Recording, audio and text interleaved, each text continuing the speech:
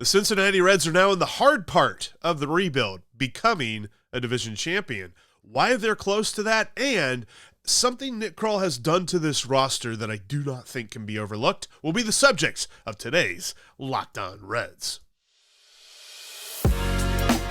You are Locked On Reds, your daily Cincinnati Reds podcast, part of the Locked On Podcast Network, your team every day.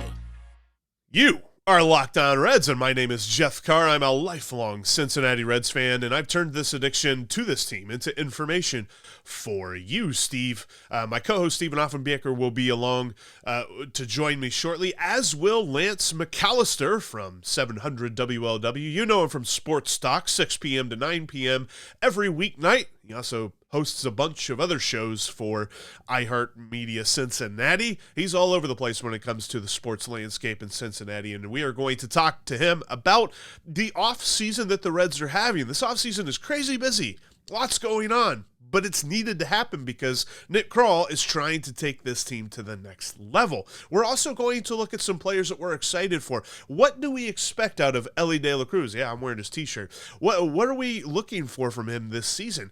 Plus, who are the players that we're most excited to watch in this lineup? So much coming for you on today's Locked On Reds podcast. We are always your team every day thanks to the Locked On Podcast Network, and we are free and available on all platforms all the time, covering your Reds every single day, through the season, through the off-season. You can trust we're going to be here with you. We are in the middle of our off-season schedule where we're a few episodes less per week, but we're still going to be with you as much as possible. And when there's breaking news, you can trust we're going to be all over it here on the Locked On Reds podcast. Thanks for making us part of your day. Now, let's jump into our conversation with Lance. All right, excited to have with us here on the show. He is the host of Sports Talk on 700 WLW and so many other things. I mean, the Roundtable Show, you got Bengals Line, all the different things. He is Lance McAlister, and he is a guy that I watched a lot of Reds games with back a couple of years ago whenever I got the chance to produce Reds games on 700 WLW. So he knows just how wildly optimistic I can be about this team. Lance, it's great to have you on the show. And when it comes to this off season, it's been busy. There's been moves. The Red and Nick Krall has not been doing the normal thing where he's not doing anything, but he's explaining that they're in on everybody and trying to get us feeling some sort of way about it. What's been your overall feeling to this point, knowing that there's still plenty of time left in the off season for them to do more? Guys, one, I'm excited to be here. You know, I'm always up for Reds conversation. I appreciate the invite. And two, I think the exciting thing about the offseason for me is it's one thing to get from 62 wins to 82 wins, and that was exciting. But I think everybody agrees the next step is that's the bigger challenge. Can you get from 82 to 94, 95, 90? Can you get into that range and close that gap in this division? And the way the division's set up, I think they can do it. And as shrewdly as Nick has approached the last 18 months to 2 years, it makes it exciting to see where they go, because the beauty is they're in a position where they can pivot a number of different ways. They're not in a straitjacket with only so much wiggle room. If they go one way and then circumstances dictate they may have to pivot, they can go this way, and then they can go back this way. And that's the beauty of kind of the roller coaster ride of the offseason. I just put my hands up in the air and say, let's go. Absolutely. And with the moves that he's made, even just to this point, and we are recording this on Thursday, the 7th. So hopefully there's not too many moves between now and when this is posted. But if there is, just know that's why we haven't mentioned those just yet. But with Candelario, with Nick Martinez, with Emilio Pagan, I kind of feel like this is the most flexible the Reds roster's ever been. Yeah, with options. Everybody wants options. And I know it drives some crazy who live in the past where the everyday lineup was 8 guys and it was consistently 8 guys and they hit in the same spot and they played every day. And that's just not the world we live in with Major League Baseball. You need options. You need versatility. You need to get guys rest. You need to play to the advantages of the matchups, lefty, righty. And if you're Nick Krall, if you're David Bell, you sit back. And I think we saw David certainly realize it last year. You can, on a night-to-night basis, after one game, look and think, all right, who's on the mound tomorrow? All right, I'll get this guy rest. I'll move this guy here. I'll move this piece here. And when you can do that in the game today, you're playing the game of Major League Baseball in a sabermetric analytic era of baseball that is so far removed from how Big Red Machine fans viewed it. That's how you play the game today. And if you can get a guy a day off, if you can take a guy out of a bad matchup and put another one in a good matchup, then you're ready to go. And I think they are loaded to be able to do that again this season. And, the additions, even more so, certainly from a bullpen standpoint with the two additions so far. I want to dial in on Nick Martinez for just a second, Lance, because I really like this signing. I like, we're talking flexibility, right? And I really like the flexibility that he could potentially bring. But I feel like what's been said so far since the signing, that they really have a starting pitcher pair of glasses on when they're looking at Nick Martinez. And I don't have a problem with that. My question then is that enough? Do you feel like that was enough of an upgrade to the starting rotation that if they don't, or if they haven't gone and gotten anybody else, if Dylan Cease doesn't happen, if they don't sign another big name, if they roll with Nick Martinez as the number 3 or 4 starter in this rotation and plan on him being there for the year, is that enough to get them more towards that 10-game hump that you were talking about there at the beginning? It's a great question. And my hesitancy would be, and I like the Martinez signing as well, and the flexibility. And I think you're right. It's starting rotation to begin with, but I still, you have a solid rotation, but it's still banking on upside and next step and health for a lot of these guys. I still would like to have, I don't want to say a hammer. I don't need, a $30 million a year ace is not going to suddenly drop into Nick Krall's lap, but I still would like to have somebody who's a 30 start a year guy, 175 inning guy from a resume you could look at and feel very comfortable about, rather than having the rest of your rotation as guys you are hoping are going to take the next step. It's not that I don't like Hunter Green or Graham Ashcraft or Nick Lodolo. I have high hopes for them, but it's still hopes, and it's not enough of the proven commodity to bank on it and bet on it and say, all of those guys are going to give me 30 starts and 175 innings. So it still leaves me wanting one more piece, but not being greedy to think it's going to be, again, that hammer lockdown ace of a rotation at the very top of it. Does that make sense? Oh, yeah. Oh, yeah, for sure. Because we've spent a lot of time talking about Dylan Cease and this potential match with the White Sox. And maybe it's happened. Again, as Jeff was said, we're recording a little bit ahead of time for this week. But is it important enough? Is that 32 start guy important enough to trade prospect capital in your mind? Because we've spent a lot of time talking about prospect capital, right?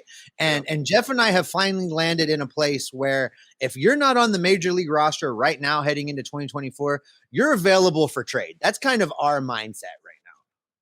Yeah, I mean, part of the beauty of doing what they did at the trade deadline 2 years ago and bringing in all the capital in terms of prospects is the flexibility to decide. And I think some get caught up in, if I have another person tell me, oh, they're just going to keep trading guys away. Well, part of the Major League Baseball today, certainly in this size market, is to have enough capital that you can trade it to get something that's ready right now to help you that might be roadblocked by the depth you have. And that's not a bad thing. Not everybody you trade for, not every prospect, not every draft pick is going to come up into your system and be penciled in and play for you for a decade. You can use that capital in many different ways. So you can use cash, you can use a credit card, you can write a check. There's many different ways to do it. I think your point, though, is interesting from the standpoint of if it's enough, if those 32 starts are enough, because part of me likes the fact that if you don't do that, if you don't load up some capital and push it into the middle to get a 32 start guy, you still have Brandon Williamson, Connor Phillips, Lyon Richardson, Carson Spires, a list of guys who you could piecemeal with. That's not ideal, but they're still young and you would think are going to get better. So you've always got that as the backup, and that's what I'm looking for. I'm looking for options and backups right now. And, I look at this situation now, and if it's Nick Martinez in the rotation, where is Brandon Williamson? And part of me, I'm of the mindset, I wouldn't mind taking one of those starters and putting them in the bullpen and giving you multiple innings in that way. And if it's a left-hander like Brandon Williamson, so be it. I don't necessarily have to stash him at AAA to get him ready or stretch him out.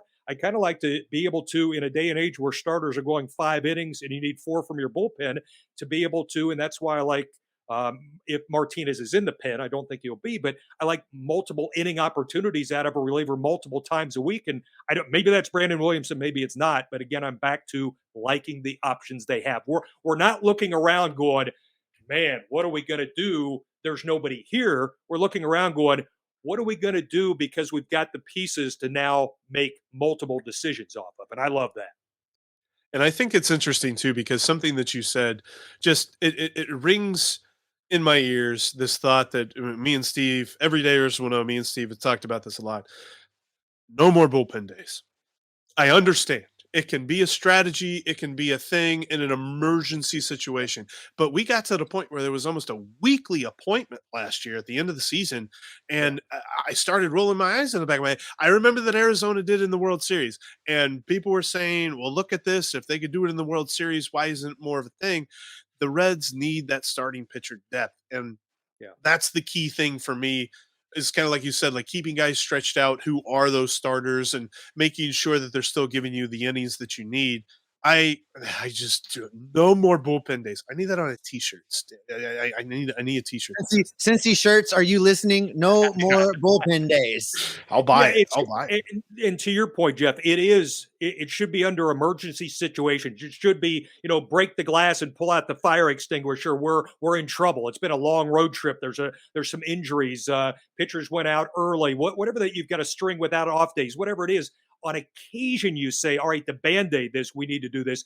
But when you do it as much as they were forced to at times last season, the domino effect of suddenly if you're David Bell and Derek Johnson, you look down into the bullpen and say, oh, crap, that's right. Everybody's gassed because we had to use the pen to cover 7 2/3 innings yesterday or the day before or twice in a week. It takes you so long to recover from that. And it costs you not just that day, it costs you the next day and maybe the next day, maybe the next day. Just what do we expect from the fastest man in the world? Elly De La Cruz, he's Superman, right? So what's going to happen this next year? We're going to talk about that coming up next. Before we do that, I want to tell you about today's sponsor, and that's FanDuel. There's no better time to jump into FanDuel than right now. The NFL is in its stretch run. You've got basketball all over the place, whether you're talking about college basketball, NBA basketball, lots of fun to be had there. FanDuel gives you so many options to enhance your sports watching experience and make a couple of bucks off your sports knowledge. Go to FanDuel.com/lockedon today, and new users can take advantage of this great promo. $5 moneyline bet that wins turns into $150 in bonus bets. And that's on top of the winnings that you get from that $5 moneyline bet as well. They've also got great futures bets. Speaking of Elly, we've mentioned this before, but he is 4th in the major leagues, 4th best odds to lead the major leagues in stolen bases next year. I think that's a good bet. I think that's a little bit of value right there. I mean, they got Ronald Acuna there at the top. He led the major leagues last year. Going to be tough for Elly to eclipse Ronald Acuna Jr., but I think he can. Go check him out today. He's at 12-1 odds currently to lead the majors in stolen bases. Also check out FanDuel.com/lockedon today and start jumping in on all these great promos and start making some cash off your sports knowledge. FanDuel is an official partner of the NFL and the official sportsbook of Locked On. Thanks as always for making Locked On Reds your first listen every single day. Coming up on tomorrow's show, we will continue talking with Lance. We've got a great conversation coming forward about the players that we're most looking forward to seeing next year on this team, and a little bit of Reds Hall of Fame talk, because there's a shoe-in for the Reds Hall of Fame this year, and there's a guy who has been completely overlooked, and we absolutely need to fix that. That's coming up on tomorrow's Locked On Reds podcast with Lance. But now we'll jump back into our conversation. We're going to look at Elly. We're going to look at a couple of other guys that this lineup really needs to step forward. And I know that we could talk about pitching for an entire episode, but I do kind of want to transition a little bit over to the lineup side of things, because adding Candelario does give you a ton of options, but there are still plenty of guys that we know are going to be a part of this team on an everyday basis that we have questions about. Because yes, I'm wearing his t-shirt right now. Elly De La Cruz showed us how good he can be in the first month, showed us how bad he could be in the rest of the season. And there's a bit of a range of factors there that if he's somewhere in between, we're still talking about a very good hitter. How do you see Elly fitting into this lineup next year? Because we saw him at the leadoff spot. We saw him in the 4-hole. We saw him at the bottom of the lineup. Where do you think he plays the most in this upcoming 2024 season? That's a great question because he's got to take he's got to take the jump. Now, what I defer to is his past, and whether it was low A or double A or triple A, there may have been struggles early, but he always showed the ability to adjust. It's a little bit concerning that the sample size, once he got up to the big leagues last year, expanded, and yet there wasn't the rapid adjustment we'd seen in the past, but it is the major league level. There are just so many. I'm not telling you anything you guys don't know. The skill set, it just oozes the possibilities and the potential. And I would bet on Elly. I bet on talent. You bet on that skill set, and it may take a little bit, but when you can do what he can do from a power standpoint and a base running standpoint and a defensive standpoint, you wait on stuff like that, and you understand it's based on your scouting and your belief in him. It's going to come, but let's remember, he's still 21, 22 years old. He still has how many at bats at double A? Off the top of my head, around 150 at double A, around 180 at triple A. And we're talking now all of a sudden people expecting 30-30 on the major league level. It just doesn't always happen that quickly for even the most talented guys. Right. You know, and I think too, he was only 10% below league average.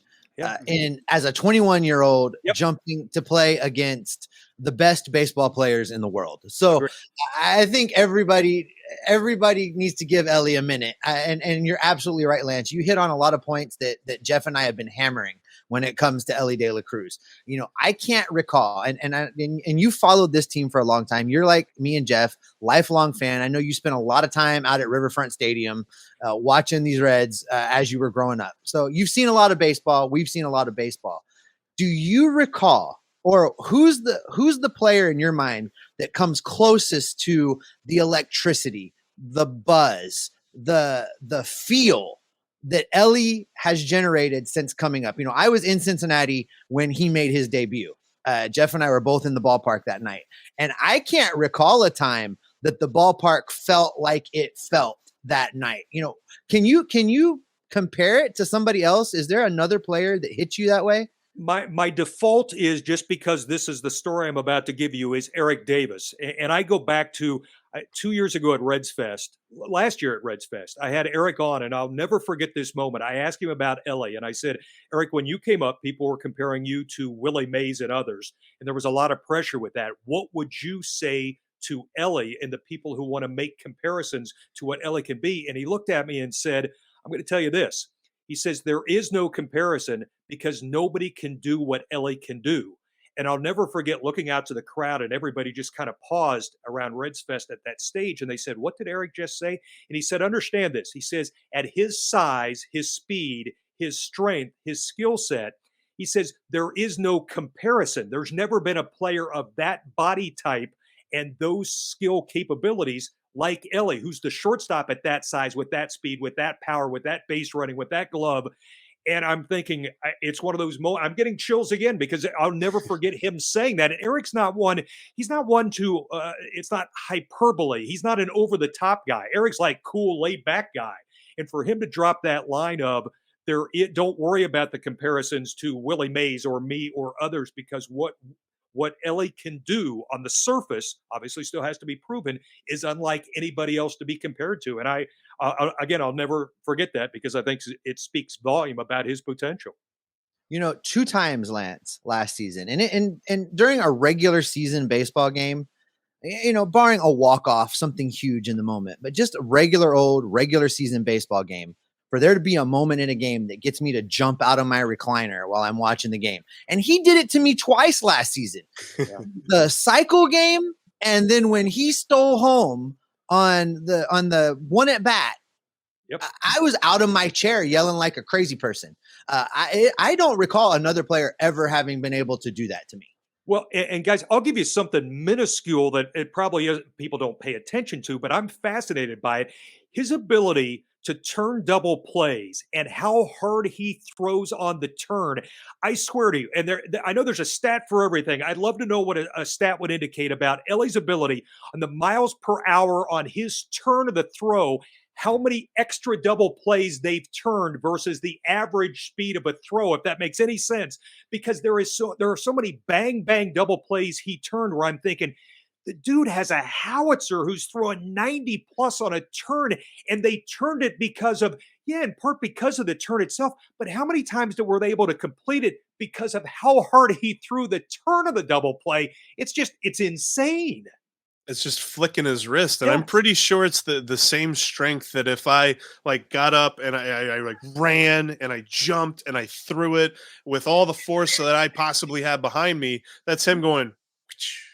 That's all he needs to do. It's the athletic ability of Elly De La Cruz, and that's why I wanted to lead with him, because there's so many people that I think watched him and they saw the downturn in the batting average and the upswing in strikeout percentage and all this other stuff, and they're like, Aristides Aquino 2.0, and he couldn't be any further from that evaluation. I think that's a lazy evaluation if you're looking at Elly and you think that's who he's going to become. Outside of Elly, and there's so many guys, but when you look at this lineup, who is the guy that you look at and you think is going to take the biggest step next year? I think Christian Encarnacion. I have this conversation with my dad who says they need to get a 30 home run guy, and I said, well, one, they just don't, they don't fall off trees, they don't come down the chimney, and I say to him every time we have the conversation, I said, Dad, book this. Christian Encarnacion Strand is going to hit at least 30 home runs this season. I love the dude. The dude mashes. He's smart. He can adjust. I think if I were betting, if he gave me all the guys and said, here's $1,000, place your bet on the guy you think takes a big jump, I think I'd bet it on and place it on Christian Encarnacion Strand. The dude is a machine, and I can't wait to see the next step in his career. There was no more evidence of him being a machine than the way that you actually watched him from his call up, because he was a slow start. And I mean, and I know he had a double in his second game that he played, but he wasn't the guy that had the meteoric start like Elly had or like Matt McLain had. And everybody kind of wondered, they're like, is this guy as good as we thought? He was downloading. I was going to use the word cerebral because I watch him, and it's like you can see or feel the wheels turning in his head from not just one at bat to the next, but from one pitch to the next. And I love that in a hitter. And you're right. He's not very vocal, demonstrative, boisterous. It's almost like a quiet assassin approach to it. And that's even Joey like it at times. So that's why I'm big. I would buy stock in CES. No question. Steve. All right. Speaking of CES, got a nickname for him. And trust me, Steve doesn't want to hear it, because you'll see why. But we're also going to look at the outfield, because, I mean, now with Jeimer Candelario in tow, maybe moving someone out there, do we need a right-handed bat? The outfield is in flux. So how do we fix it? We're going to talk about that coming up next. Before we do that, I wanted to let you know you can follow us in between shows. You can follow me on Twitter at Jeff Carr with 3 Fs. You can follow Steve at S. Offenbaker with 2 Fs. And you can follow the show at Locked On Reds. Also, bookmark InsideTheReds.com. In between shows, Steve and I will be writing about the Reds over at InsideTheReds.com. Plus, there's a lot of other great writers there as well. James Rapine, you might know him from Locked On Bengals. He also loves him some Reds, and he is creating Reds content with us over there. Also, Rick Uccino from 700 WOW and Audie Elmore from 700 WOW and ESPN 1530. We are all there. It's like the Avengers of Reds content, all coming together at InsideTheReds.com. So make sure you bookmark that website. All right, let's finish up today's conversation with Lance. Steve, write it down. We've got a nickname. We've got a comparison for him. CES is now Professor Xavier. We've got it because he's got Cerebro. You have got to stop.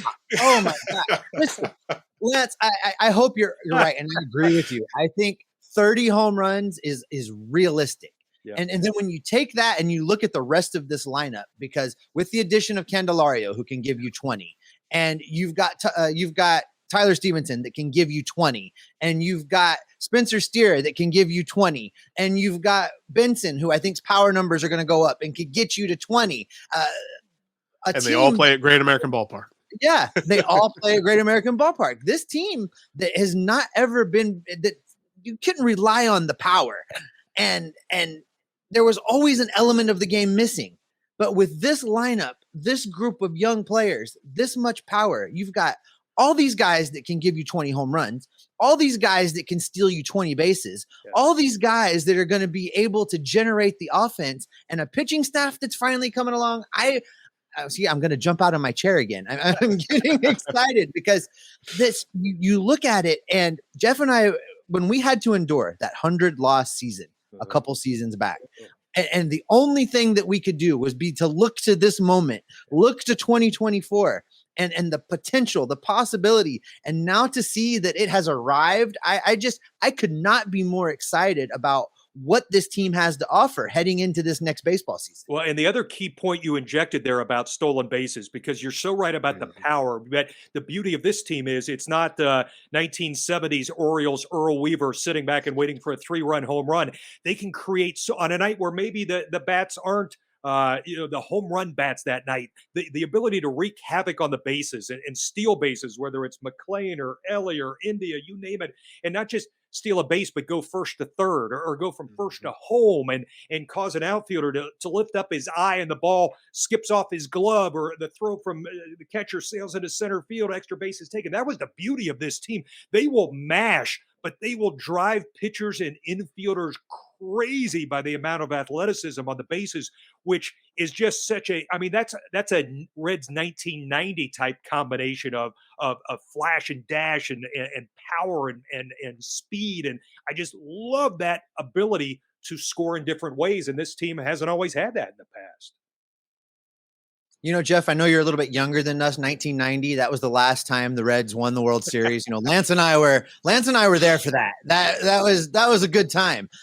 We're talking about CES and this young players, and I want to slide into the outfield for just a second with this team, because there's still some question marks there. So what do you do? What's Lance McAlister's recommendation to Nick Krall? What do we do? Yeah, I think you hit on what, if you gave me a blank piece of paper and say, write down things you're still wondering and concerned about, you hit on it. I mean, Jake Fraley hit 147 against left-handers last year. Will Benson hit 146 against left-handers last year. And as much as fans love them, I try to tell them, and fans will get frustrated and say, well, you need to play them every day. Look how well they hit. And I keep coming back to, they hit well when they were put in the position to succeed. You want to hide them from and protect them from the guys they don't fare well against. It's the essence of coaching, putting guys in the best position to succeed. That's not Fraley and Benson against left-handers. So who is there? I would agree with you on Friedl. And I will admit, Friedl, to me, I wondered about as the season unfolded, was he an everyday guy? But as well as he hit left-handers, the only thing I'm left with on Friedl is I think you have to protect him sometimes from his body, the way he plays. The oblique, he went on the injured list a couple of times. I think the hamstring one time. And while fans want him to play every day, I hesitate, and I remind them, you can't drive a guy into the ground, because the more you play him, the more you expose him to potential injury. And then you're going to be frustrated when he goes on the 10-day IL. There's something to be said for playing a guy 135 or 40 games where he's productive all the time, rather than running him into the ground onto the injured list because of an injury. So I wonder who and not to skip too far off your point, who the backup to TJ is in center field to give him an occasional day off. And then back to your bigger point of the right-handed the right-handed bat, or the left-handed bat. I think that's a fair question. I'm glad it's still the off season and we're not on the verge of opening day, because that gives them time to take the next step in addressing that. And I find it interesting about Friedl because he's a guy we've talked about quite a bit. Came out of nowhere as far as like not being on anybody's prospect radar. And then we're like, okay, well, but how good was he really? Is he really going to be the everyday guy? And then he shows he can be the everyday guy. Did we see his ceiling? And I was surprised the pop he showed, the home runs. He's always been the scrappy guy who can drive you crazy and steal some bases and get on base. But the pop, and just I thought as the season went on, you would see a plateau and then a settling into a more a reasonable expectation at the start of the year what TJ Friedl would be. That didn't come. Where he wound up, you sat back and said, damn, look at him over the course of the entire 162. And that, If that's TJ So close to Friedel, 2020. yeah, So yeah. close. I mean, I wouldn't have made that bet at the start of the season, and that ability, I think you raise a fair point on the age, because he's not an old guy, but he's not a young guy, and I think he can be. I'll put it this way: I think he can be more of that 2023 version that we saw. I think that's realistic to think that can be him again in 2024. So Lance, looking at the right-handed bat problem, then, Yeah. do you think? Because I'm torn on this. Do you think that Blake Dunn could make enough of a jump to be in this conversation out of spring training? Just for reviewing, in 77 games in Chattanooga last season, he slashed 332, 433, 556. He and I saw him at Dayton early in the year, and it is amazing to me. And organizations always like to challenge prospects, and he answered every challenge last year. He blew through Dayton, and they said, "Let's go to Chattanooga." And what he did there, night in and night out. Now he's advanced in age, so you look at that and factor it in. I would hesitate to. I don't want to say pin my hopes on that being the answer. I'd rather protect myself a little bit more and have him force your hand than have him penciled in and expect it to come from him, if that makes sense. I think there's so much you're hoping for out of this roster. I don't know if I'm comfortable adding one more to say I'm going to hope on him again, because right now Blake Dunn would be a hope. It wouldn't be. It's not. I'm not going to say unrealistic. It's more hope than no. And there's a lot of guys I'm hoping next step for on this team. Thanks for checking out part 1 of our conversation with Lance McAlister today. Part 2 coming up tomorrow. We're going to look at a few more things that we're excited for this upcoming season, plus look back a little bit. And we're going to look forward to this year. We're going to look back to the history, and we're going to look forward into the future 5 years down the road. You're not going to want to miss it. That's on tomorrow's Locked On Reds podcast. The best way to not miss any podcast is to subscribe on your favorite podcasting app and right here on YouTube. Plus, click that bell to get notified whenever we've got new content for you right here on YouTube, because we're going to be with you all throughout the offseason. When there's breaking news, boom, right here. Locked On Reds. Make sure you join us. But for now, make sure you keep it Locked On Reds every single day, because we will.